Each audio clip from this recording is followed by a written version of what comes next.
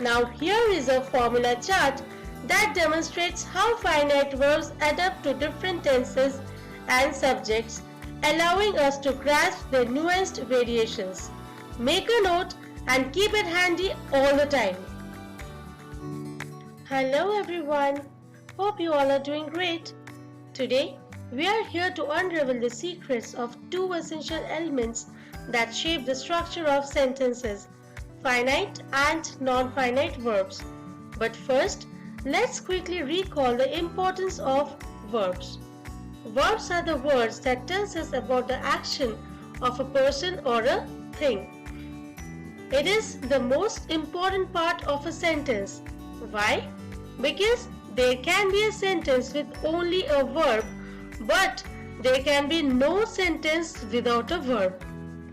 Let's justify this through this example. He TV. Does it make any sense? No.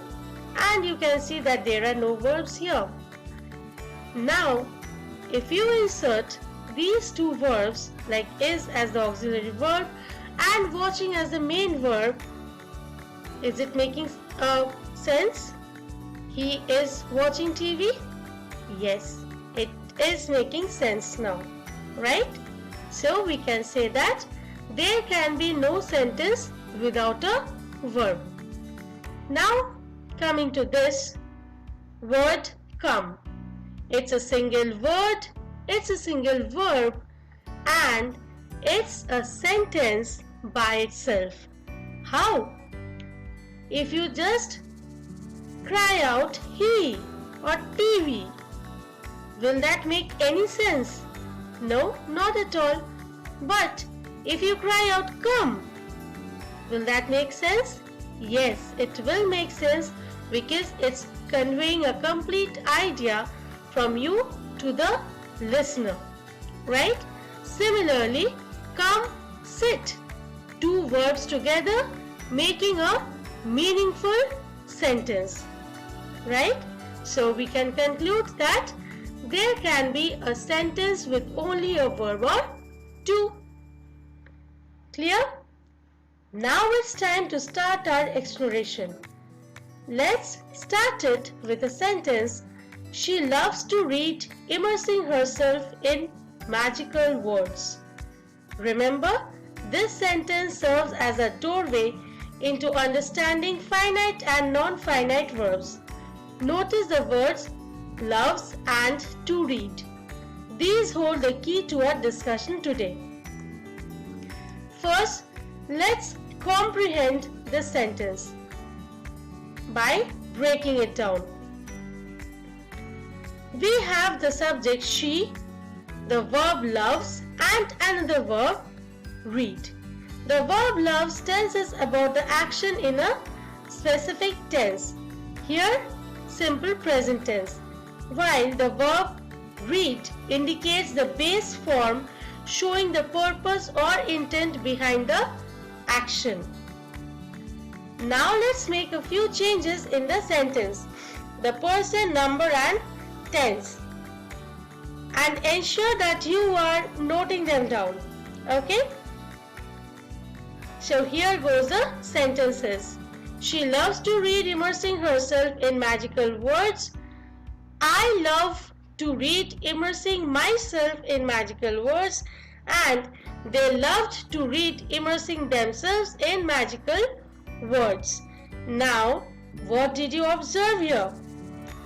With the change in the number and person, there is a change in the first verb love, right? It has agreed to the person and number and changed its form accordingly, showcasing the tense of the sentence.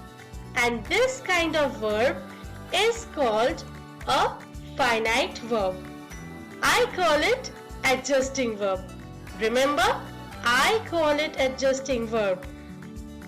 You won't find it in your books, so never write it in your exams. Okay?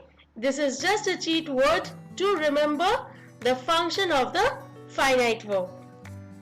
Therefore, in a nutshell, finite verbs are verbs that show tense, person and number and can function as a main verb in the sentence.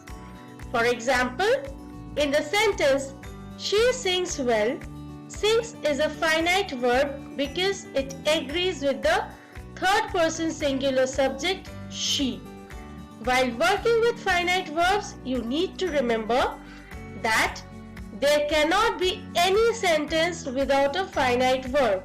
Yes, all the meaningful sentences in the world does have a finite verb. Clear? Now here is a formula chart that demonstrates how finite verbs adapt to different tenses and subjects, allowing us to grasp their nuanced variations. Make a note and keep it handy all the time. Done? Now let's deal with the other verb that we found in the sentence. That is to read. In the sentences, did you notice that it doesn't show any tense, person or number? Neither it changes its form no matter what happens. Now, that's a non-finite verb. It's rigid. It's a rigid verb. Now again, that's my term. You won't find it in your books, so don't use it as well. And here comes the official definition along with the example. The verb that retains the same form regardless of the subject, number and tense are called non-finite verbs. Example, she wants to sing and they wanted to sing. Here, to sing is a non-finite verb because it is not agreeing with either person or the number, and it doesn't own a tense, right? Now, there are some very interesting things about the non-finite verbs. You know, they open up a world of possibilities, offering various forms like infinitives, gerunds, and participles. They provide flexibility and depth to our language. So, let's explore. The first form is infinitives or the to form. Infinitives are the base form of verbs preceded by the word to. Example, to read. Here, read is the base form of verb, right? To write, to sing, etc. Infinitives can serve various functions in a sentence, like it can serve as a subject. To read is essential for growth. It can serve as the object of a verb. She loves what? She loves to read. Object of a preposition, he is eager to read book. And it can be used with modifiers. She is happy to read thoroughly. Now, here are some usage tips to write perfect infinitives.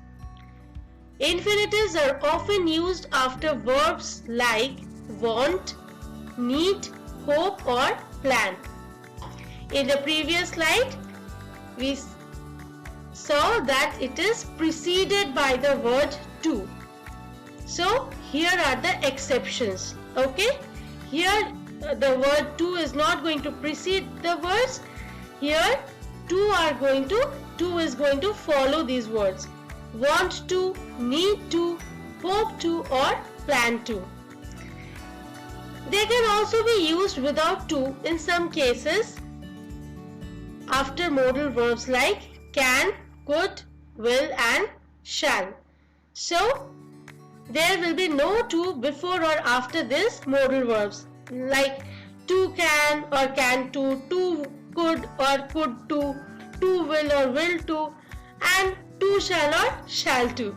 Okay, so we are not going to use to anywhere with these modal verbs, and these kind of infinitives are called the bare infinitives. Now it's time for the gerunds. Gerunds are verbs forms ending in ing that functions as nouns in a sentence. Example, reading, writing, singing. Now you must be thinking, reading, writing, singing are actions, so they are verbs. Here they are acting as nouns. How? Let's see. When gerunds act as subject, reading inspires her. What inspires her? Reading. Here it is not telling about any action. Here it is telling about a thing. Thing means it's a noun. Next, it acts as the object of a verb. She enjoys what? She enjoys reading. It also works as the object of a preposition. She is devoted to what? She is devoted to reading. And again, it works as the possessive nouns. I appreciate her reading skill. Clear? So these are the ways how you can use the gerunds in a sentence. Now here are the usage tips. Gerunds are often used after verbs of liking, disliking and needing. They can also be the subject of a sentence expressing a general activity, like we have seen in the previous examples. Now it's time for the participles. Participles are verb forms used as adjectives or to-form tenses. There are two types of participles: present participles, which ends with ing, and past participles, which usually ends with ed, en or irregular forms. So let's see how participles works as adjectives. The falling leaves. Okay, here we have this ing, but this word falling, it is actually describing the leaves. Which kind of leaves? The falling leaves. Then they are used as the continuous tense. She is reading a book. And to form perfect tenses, they have eaten dinner, like a completed action. Clear? Now here are the pro tips to use participles. Present participles are used in continuous tenses and as adjectives. Past participles are used in perfect tenses and as adjectives, and irregular past participles do not follow a specific pattern, so they must be memorized. Yes, at times you need to memorize, and to memorize you need to practice. Now I know there is a question in your mind, right? Gerunds or present participle? Confused?